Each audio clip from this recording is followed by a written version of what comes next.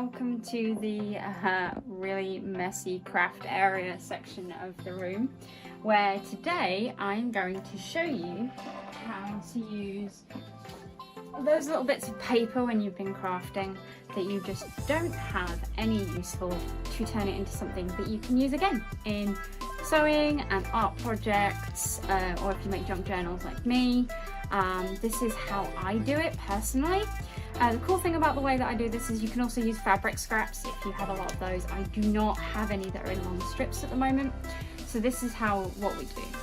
The first thing you're gonna need, obviously, is your scraps of paper that you have that are just too thin. So let me go get some. Oh, sorry, lucky. Now I do try and keep as much of these as possible to one side. So this is you want strips of paper predominantly like a neutral colour or a contrasting colour, compared to your highlight paper. What I mean by that is this is your actual ribbon and this is the highlight. Now this bit I will, even though it's too small for me to use as is on something else, it's still too big to use what I want to use it for. So cut it in half, and there you go, you've got your accent. And now what you need, you can use double-sided sticky tape. I'm not a fan of this one because I really like the texture of using sewing machines and having like loose threads lying everywhere. But if you want to, you could use double-sided sticky tape. However, I'm going to set up my sewing machine and I'm going to show you how to make these. Okay, so sewing machine's all set up. First thing you're going to want to do is put on a zigzag stitch. If your sewing machine has one. I've just noticed that there is so much wrong with my sewing machine. Now this sewing machine is slightly broken, so do bear with me. I just will use it because it still works. My grinder got it for me and whatever. Now you can use a particular colour if your journal or whatever is themed, but I'm not going to do that. I'm just going to use what I have in here from when I was last sewing, which was a dragon. And what you're going to do is, I'm going to see if I can bring you closer. Okay, we're at another angle now. Now, if you're starting a new thread, you won't need to do this bit, but I'm gonna join it onto this so that I can use it. So what you do, keeping it rolled up is better, but obviously you can do what you want. So I start by literally doing this, attaching the piece that I want to use for the center kind of, that didn't go too well last time. So what you do, is obviously if you want to just start straight away is you take your main piece and that big piece and just run over with your zigzag stitch. But if you want to attach it, it's really simple. You just front or back. I prefer to do it at the back, but the choice is yours. And the reason you don't use a straight stitch is because it essentially perforates the paper. You can do it if you're doing this with fabric scraps, but if you do it with paper scraps, it will not work. Come on. Pull it forward, do a couple of back stitches, there we go. And then what you do next is you push it up, fold it over. Some people have actual tools to do this properly.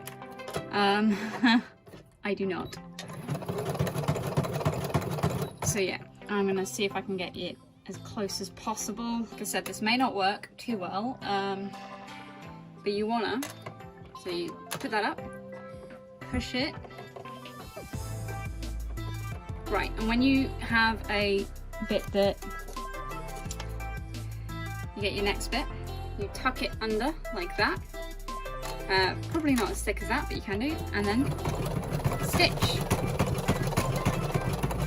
And because you've done it that way, it secures this new piece and also creates a nice seam that you can then, you won't really see it when you, yeah, you'll see what I mean in a second. I'm just gonna do this, and then once I've got to the end of this piece and put on a new piece, I will show you what I mean.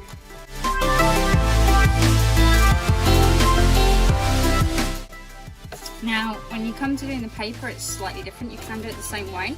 I have to cut this piece down simply because I didn't have any that were thin enough. I like to do a fair old amount of these, so I get pieces that are just probably, so yeah, you can literally just do that, and then, come on. Sometimes it gets a bit finicky. There we go.